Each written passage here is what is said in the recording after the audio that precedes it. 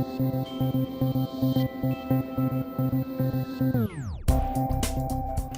everyone. Thanks so much to GSV for putting on this incredible event and for the introduction. As I talked with these incredible panelists here, I realized this is sort of my dream dinner party.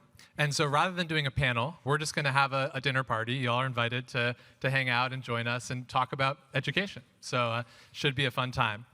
To kick things off, we won't do introductions. We'll do an icebreaker. And if you could start just by talking a little bit about your role. And I'd like you to give a grade to the K-12 education system. Actually, 2 grades. One for how you would have graded the K-12 education system in 2019. And a second grade for the grade you'd give the K-12 education system today. And we'll use our A to F scale. And maybe just talk a little bit about the change you've seen from 2019 to 2023 and how that changed your grades. Jessie, if it's okay, can I ask you to go first? That's not what we said in the green room.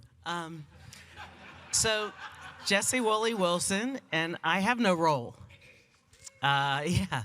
So we sold Dreambox Learning.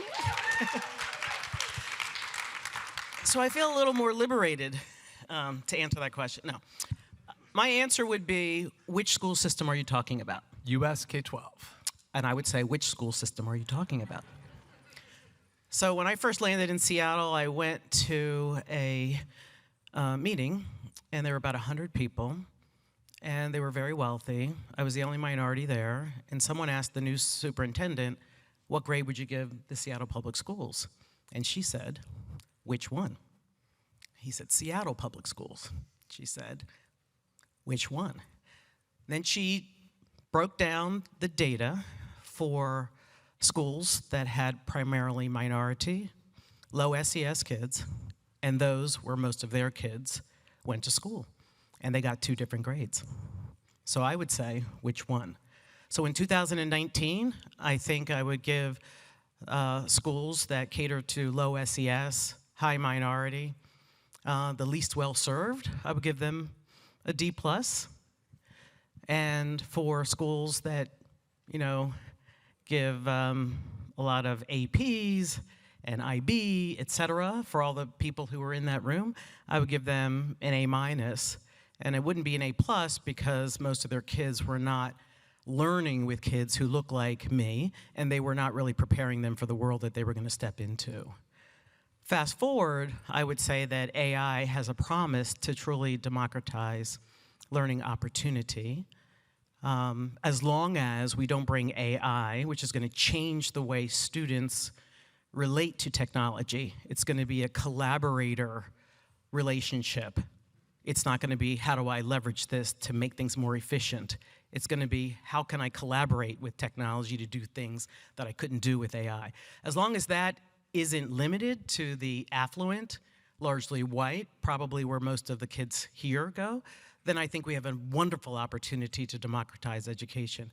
If, however, AI is limited and it doesn't show up in some of the least well-served populations, then it'll go from a D to a D-, and it'll go from an A- to an A+.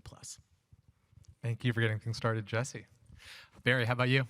Well, first of all, my role at Carnegie Learning is to stay out of the way of everybody who I've hired who is doing an exceptional job. So that is my primary responsibility. My secondary responsibility is to maintain the pedigree of Carnegie Learning and for which it stands, which is incredible high quality and research-backed curricula. So that is the most important thing that I'm responsible for at Carnegie Learning. I think grading the school system is very, very difficult because I think you have to do it on a curve because they are subjected to so many challenges right now that it is hard to comprehend being a leader of a K-12 school system. The governance structure, labor issues, funding issues, there are just so many complexities to leading the organization that it's very, very hard to grade it. I would say that there's clearly been a deterioration in outcomes, obviously, that we're seeing across the country, but there's also a crisis in public education, and I think that today the leaders are so focused on so many factors that are outside of what's happening in the classroom that it's having a terrible, terrible impact on outcomes and results. And so I really believe that we need to get back to focusing on what's important, not unlike the higher education discussion we just we just heard recently, which was let's focus on the students. That's where we need to focus the attention. I think the same is true in public education, and all of the noise from politics to governance is really putting leadership and school districts in a difficult spot. So maybe we need to have an effort report card as well as an outcomes report card. Absolutely. A for effort, but probably a C- for performance. Larry?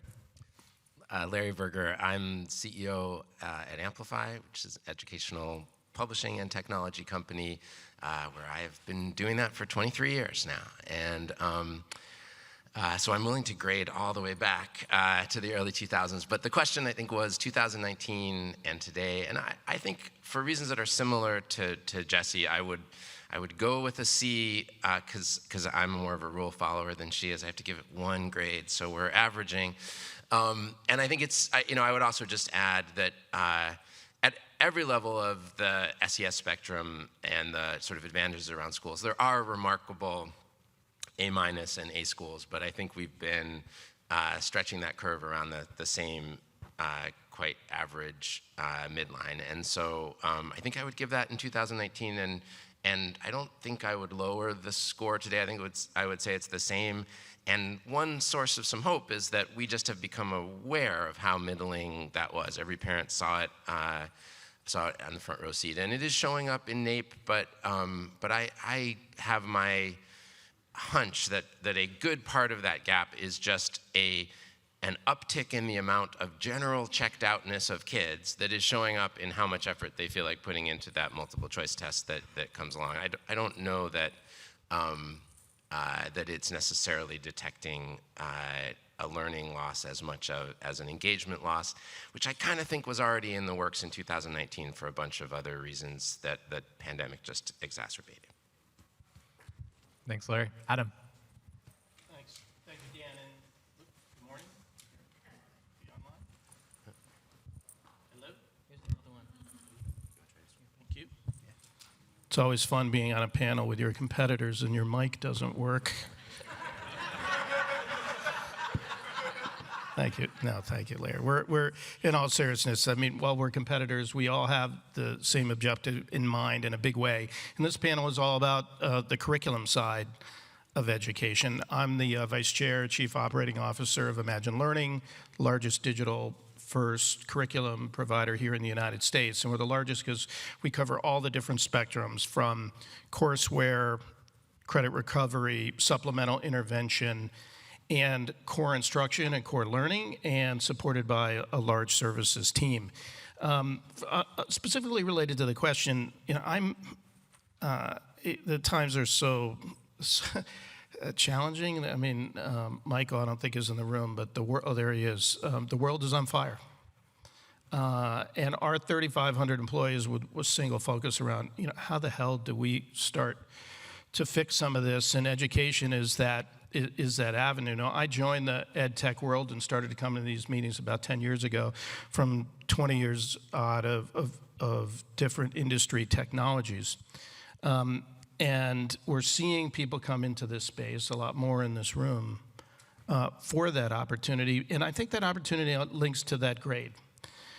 Because I'm much more optimistic today than pre-pandemic about the opportunity. The districts themselves, schools are so challenged, from A+ to Fs. But I think the administrators, I think parents understand that it's never going to be the same. It's got to be change enabled by technology. And what does that technology do? At one level, we focus a lot on infrastructure, and Dan and your team have really enabled that at a very high price. I needed to add.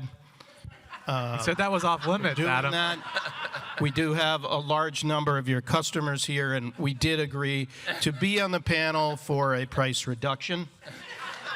It's very impolite during a dinner party to bring up these kinds of things. It was true, but now it's all out there, so thank you, Clever and the Clever team, for that reduction. But in all seriousness, the infrastructure is there.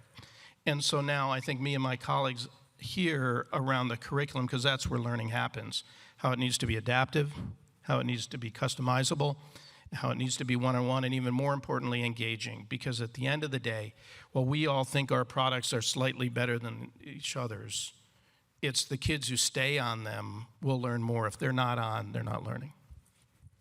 Thank you all for getting us the lay of the land here. I want to dive in onto a couple of the points that you've raised. I think they're really critical. I think the first one is Jessie's point around equity, that there is not one school system. There are at least two, if not many more. How do we think the system has changed from an equity perspective if we think about the past 5 years? Jessie, I think you kind of kept maybe the gap between the two systems the same and knocked them both down a little notch. Is that right? Or have we seen a widening in the difference between how we're serving the most affluent students and the students who have the greatest need? Yeah, I actually decreased the grade for the least well-served while I increased the grade for the best served. Well, I'm certainly not going to get an A+ there. No. So I do think the gap is widening. So what's on my mind is, what can we do? What do we know about student success? And what can we do to get more students there? So we know that formative assessment is much more productive than summative assessment, yet we cling to the summative assessments. And with the advent of AI, we can do at scale, mass customization of learning at scale, which we're doing at Dreambox for 6 million of all students. But with AI, there's a chance to democratize that and to do hyper personalization and to actually deliver on the promise of mass customization, and in doing so, introduce formative models that are much more efficacious to learning. So we can leverage learning science. We don't have to guess. We know what it is. We know what works. And with these promising new technologies, I actually think we have a way to operationalize it. So that's the first thing. The second thing that's on my mind is everyone's talking about teachers getting on stage and dropping the mic and walking out. They're tired, they're underpaid, they're ... And I agree with that. I'm also worried about administrators. We are going to see a huge transition of people in the C-suite in districts. And so one of the things that technology is going to need to do is to facilitate successful transitions from people who have deep experience and mature teams to immature teams with leaders with less experience. And I think technology can be a bridge there. That's the second thing that's on my mind. The third thing that's on my mind is student agency. So if we can figure out a way to use technology to delight and surprise both the learner and the learning guardian, I think that we'll get to some of the engagement that you're talking about, Larry, because I think that's really important.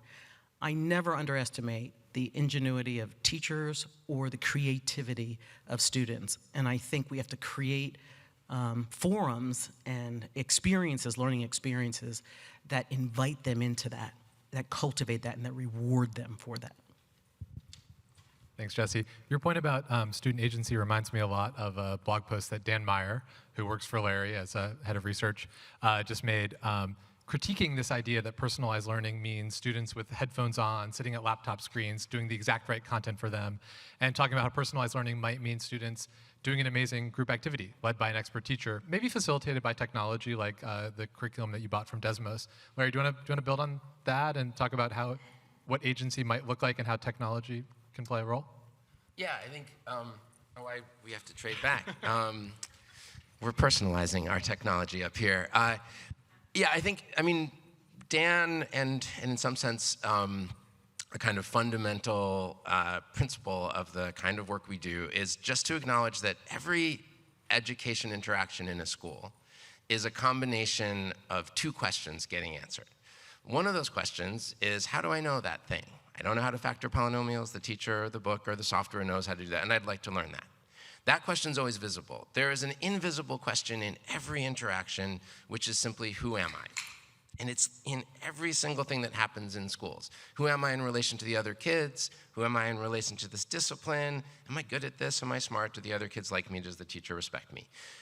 What is my identity that I bring to this? And I don't mean that in a soft identity policy. I mean, literally, when we learn, we are putting those questions together and trying to figure out what do we know and who are we in relationship to that knowledge. And so one of the challenges with personalized learning is that it has tended to want to be good at the first of those two questions. I can figure out what thing this kid needs to learn next. And it has sometimes done it, I'm not saying this of all solutions, in ways that sacrifice interesting answers to the who am I. And the best of those answers still seem to happen in groups of learners working together, and often with a human teacher. And the personalization vector can go two ways. It can say, let's atomize kids in individual learning paths with headphones on a screen, and that's the thing that Dan's pushing back on. But in many of the better solutions, it takes another form, which is we are all in this together. We need different supports to succeed in this activity. So it's not when the lesson comes where we're going to read the Declaration of Independence together that some of us need to be reading a simpler book about our neighborhood. We all have to figure out how to do this, but you might need a lot of vocabulary support. And you might need us to highlight the sentence that's really at stake in this document in today's discussion. You might need help reading this text in English. But if we put those scaffolds in place, then we can actually have a collective learning experience in which personalization means a personal support for participating in a whole group instead of an engine for separating the levels, which has tended, even if it is effective, to widen the distribution, that kids who are accelerating even more. And it's not that we want to lose that. I just think so much of what we are trying to answer is the who am I and who are we question of a community of learners working together.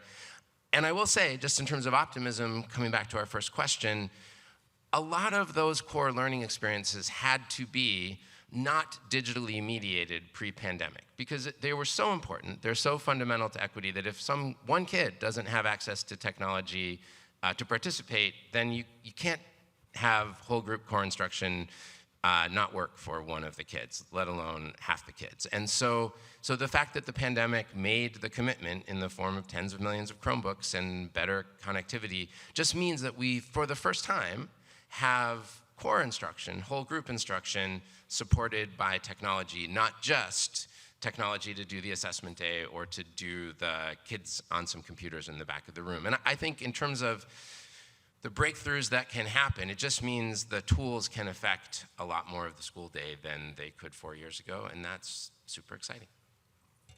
Thanks, Larry. Barry, in your answer, you talked a lot about the challenges that schools face, the need to grade on a curve. Do you want to bring some of those into the discussion? What are the things that are happening outside the walls of the schools that are impacting our education system, and how is the education system doing at responding to those kind of external challenges? Look, that is, I mean, it's clearly an issue across the country, and there is so much stress on lives, in students' lives and in caregivers' lives that is obviously having a huge impact on how students are performing in schools. You cannot come to school and be expected to perform well if you are hungry. You cannot come to school and expect to perform well if you have no support at home to help you and push you and guide you in your studies. So these things are having a dramatic impact on learning, and nothing that any of us up here can do to really overcome that. So all we can do is focus on what our contribution to improving school systems can be. Personally, I think there is going to be a major shakeout among curriculum companies and technology companies that are serving K-12 education. For too long, we have had companies who have created products with very lightweight value, and I think the reckoning is coming. And I ultimately believe that with the more difficult funding environment that we're getting into, and the fact that we have to use what only works, will have a profound impact on who is going to be up on this stage in the future. And a lot of companies talk about how impactful their products are, but very few are really centered on what we know about brain science and learning science and cognitive science. And I think that's going to change, and I think there's going to be a real flight to quality among providers within this industry, and those who are not keeping up and who can really prove what they do works and works at scale will no longer be and no longer should be participating in this industry. It's a big challenge and also a big opportunity. Adam, do you want to build on that at all? You talked a little bit about high quality curriculum in your answer. How has sort of the quality of curricular materials shifted over the past 5 years, and what do you see coming up? Thanks for the question. And in our prep, we also said we were going to disagree with each other, and there's nothing I disagree with anything my panel has said. Efficacious curriculum is what's required. I think a challenge is it's across the board. It's an adaptive nature. It's leveraging what AI may do, but it's also an engagement. And the cost to build is gone up 5, 6, 7x. And if we think 10 years from now, who's going to be on this panel are going to be the companies that understand that impact of the cost that you have to plow back into product to be able to serve such a diverse set of populations to get, as Jessie said, as a micro-adaptive, you have to build in adaptives. What we're setting out to do is it's the antithesis of what wasn't 15 years ago, which was PDFs online of a picture of a teacher giving a course. And so that's the challenge that we all have in front of us. It's a challenge of our investors, the investor room, because it takes a long time. And I think there truly will be winners and losers in this. Yeah, but that's what I don't know if I don't know if the cost to build is representative of the quality of the programs that are being implemented. So there is a lot of complexity in building software for schools, the interoperability that's necessary, there's just so many complexities, right, to build the technology platforms that enable this curriculum. But a lot of the spend, I think, in this industry is on the wrong things. It's on those things and not necessarily on the products that are going to make the difference. So I was going to say, I actually think the relationship between cost and quality is permanently going to change. So the amount of money that we are putting into R&D now suggested that you had to spend a lot of money in order to get that quality. Like, we built all of our curriculum at Dreambox, one lesson at a time. And then we did it again when we moved it into Spanish. With the advent of AI, I expect that a precipitous decline in R&D costs, because you can create content, high quality content, very inexpensively with these new tools. And that's going to create new opportunities for us to think differently about the relationship between learner and learning guardian. That's going to give us an opportunity to get to this engagement and the inspiration part of learning. That's going to give us an opportunity to actually create more space for the art of teaching. So we can commoditize those things that you don't need the human element for as much, and we can create more space and opportunity to encourage, to do collaborative learning, to bring different groups of kids together that otherwise wouldn't be together, so that we can create more comity and invest in this democracy while we still have a chance. This is one of the something that I'm most excited about, which is I'm not going to have to sink the amount, well, I don't have to do it anymore, but sink the amount of money in R&D that's just on the curriculum and just on the technology per se. I actually think we're on the advent of changing the relationship permanently between amount invested and quality. I respectfully but totally disagree, because the R&D costs are going to be higher, because now we have a situation where everybody can produce exactly the same thing. And so what are you going to have to do? You're going to have to start understanding the impact of the curriculum and how it scaffolds, how you differentiate. I think it becomes, in some ways, more difficult, because your competition will be able to do exactly what you're doing. So you know why I disagree with you? I love this. Go ahead. Because I think that what you're talking about, the commoditization of it, it is very generic. It's going to be generic. And what I hope will happen is that the industry will move from creating technologies to creating experiences. And when you move to the experience, that's where you get the differentiation. So let technology commoditize what it can commoditize. Let ChatGPT create that great content. Great. And then let's create more space for the art of teaching. And maybe invite more people into the practice and actually change teacher preparation and actually do something that can actually make meaningful, lasting impact on the human side of learning. Which all requires R&D to understand those issues, though. Yeah, I just think it's going to cost less. Adam, do you want to jump in? I'm just worried that Jessie will join our board of directors. Because with such great vision, I think it's hard to do. I mean, it is around that engagement and what we've done. I mean, our employee base is so different today than it was in the past. I mean, we acquired a company called StudySync and created Imagine Learning Studios, because they're all from Hollywood, right? To build out that high quality curriculum. We just put out a social studies product this week, hope you saw it.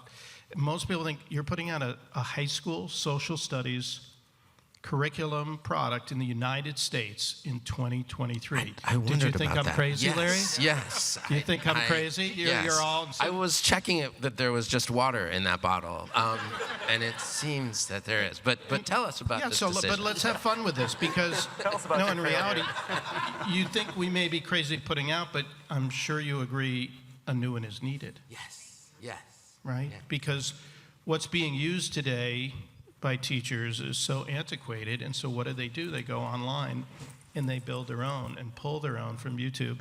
And then, if you're a district, is that what you want? Is that what you want? I don't think so. So I think it's going to take some guts. I think we have that. Hopefully we'll end up with a material, monetary advantage to our shareholders. I think it will.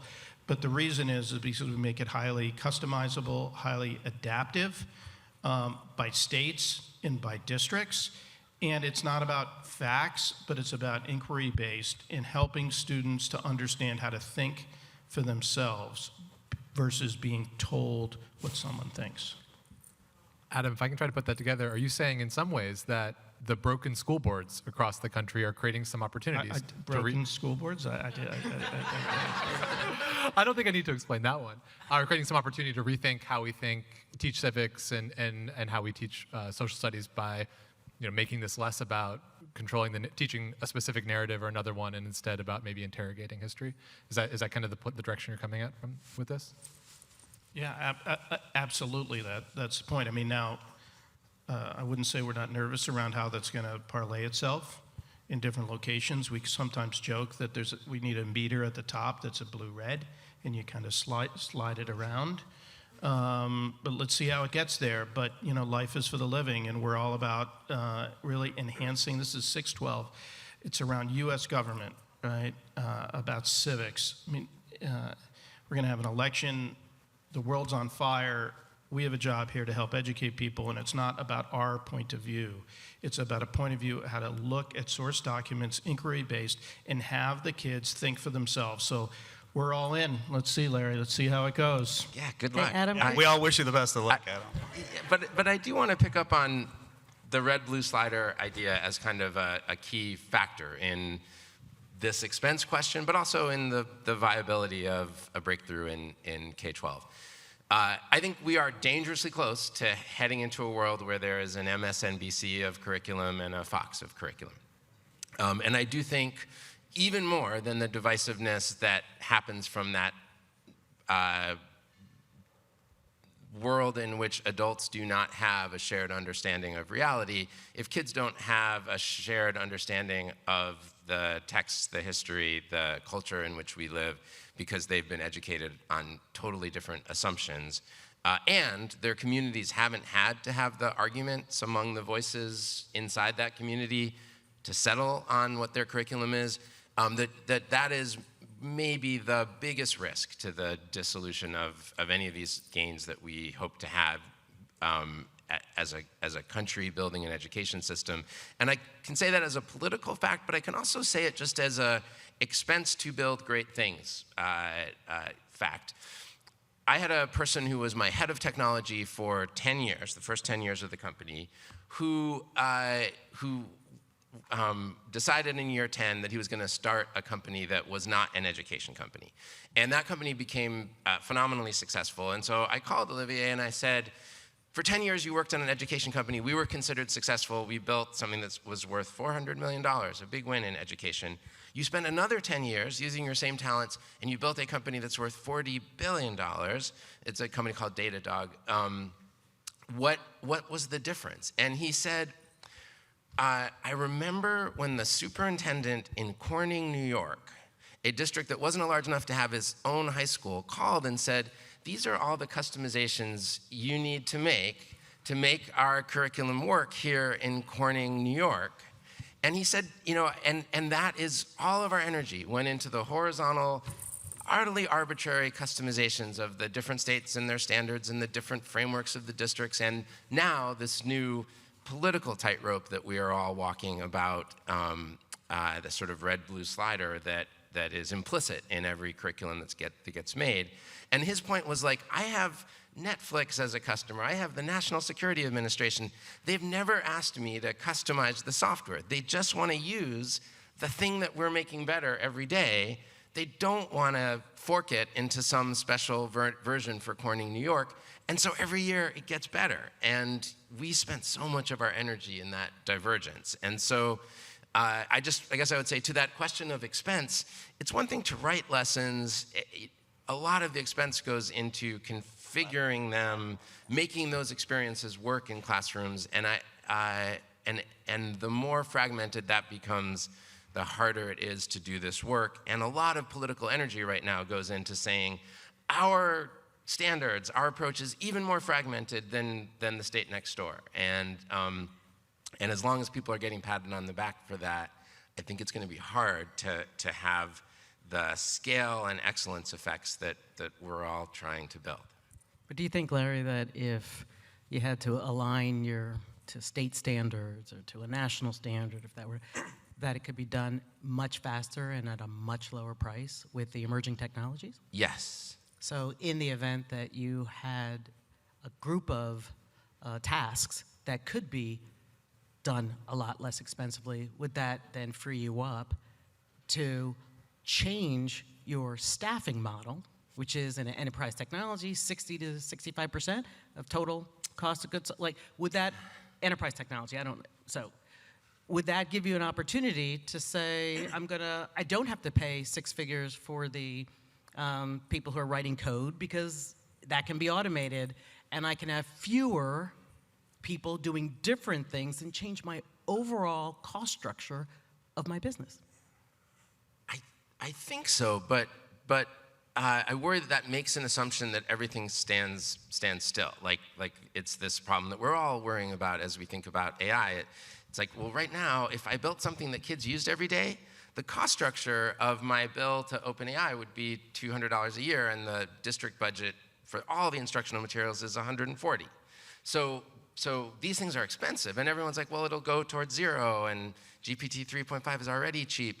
But the reality is, like, the next version is good, and people want the good one. And so I do worry that as we build exciting new technologies, more is possible. The competitive landscape moves forward.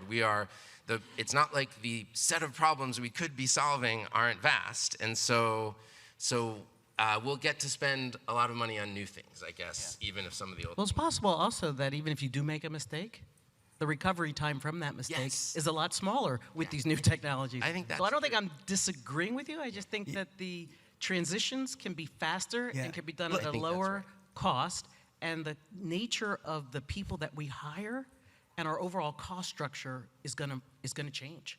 Yeah. I think that's right. We were chosen in the state of Texas to be the provider of middle school and high school mathematics across the state in their OER strategy. And so they used our curriculum as the base, and we customized it for the TEAC standards.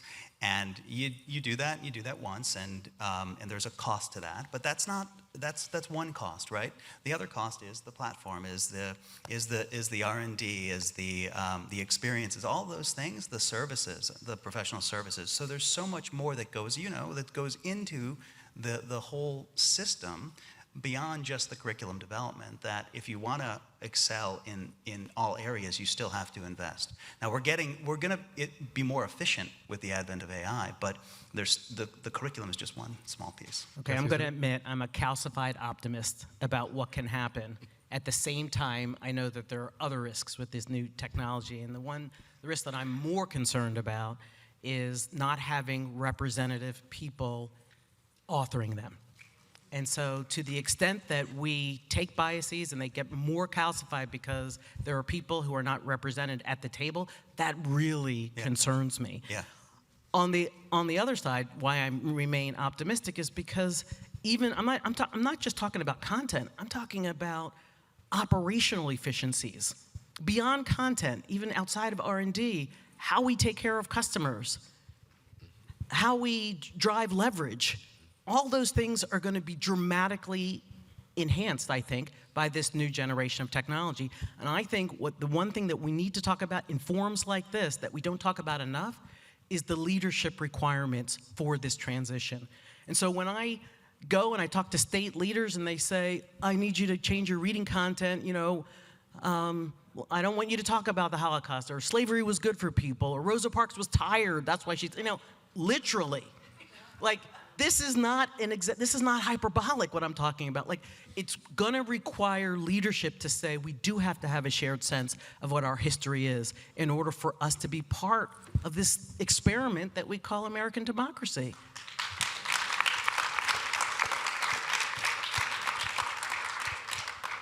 Thank you, Jessie. I'd love to open things up to our audience. Who has a question or two for our panel? Real quick.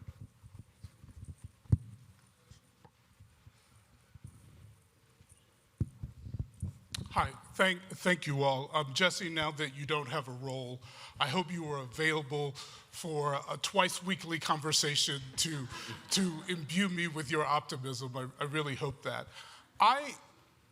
I'm aware that I live in Harlem in New York City in a gentrifier building full of 8-year-olds whose mothers are 50. And I know those kids well enough that I had a conversation with 2 of them just 2 days ago in my elevator, and one of them used the word bing as a verb that I understood to mean Google with ChatGPT. Those most privileged kids in the whole world are very much a part of this AI movement already, but I also know that a mile from here at Ida B. Wells Elementary School, nothing is happening today, right now as we speak, about generative AI. Will those of us who care about equity look back 5 years from now and be upset that we were talking about anything but getting those kids at Ida B. Wells prepared for what is heading for them that the kids who live in my building in New York City already see? So that's the reason why I had 2 sets of grades. We cannot, there is a leadership requirement for for child success, for family success, for community success, and I would argue for national and global success. And if we don't talk about the leadership requirements, and we don't act on those leadership requirements, we will look back with regret. And I go to all of us are going to so many conferences, and we're talking about AI and all that, and I am an optimist. I'm a technological optimist, and yet I am very, very concerned about what is going to happen to the least well-served. And when I say that technology, this new AI technology, is gonna change our relationship between humans and technology, and those that have access, the way you're describing, are gonna see technology as a collaborator. They're gonna think differently. They're gonna build new skills. It's like the thumbs of young kids are different because they're using iPhones so much, right? We know this. And it's gonna be the same with our brains. And we have to make sure that we don't have 2 systems, one that learns how to embrace and leverage the new technology by collaborating with it and learning with it, and those that use old school technologies where they're just using things to speed up processes that don't work. So I hope you hold us accountable, because we're at an inflection point, and 5 years from now, we're not gonna have an opportunity to fix what we get wrong. Jeff, so I want to agree with the fundamental equity point that Jessie's making, but I worry that there are other things that might not require access to the technology, might even be hurt by access to the technology. I think if you asked a bunch of parents who are aware of the power of AI, would you want to make sure your kid, and the parents in your building, for example, would you want to make sure your kid has access to the latest AI, or learn something about how to sustain their attention to difficult work? I think 10 for 10, they would choose sustain their attention to difficult work. And right now, it's not clear that each of these new tools is making people any better at that. In fact, it seems that these tools are making people worse at that. And that one of the great unintended consequences of social media, which was supposed to connect us all and democratize access to technology, is that it's been fracking kids' attention for a decade now, and at enormous educational and social costs. And so I do want to make sure we have access to great things happening in classrooms.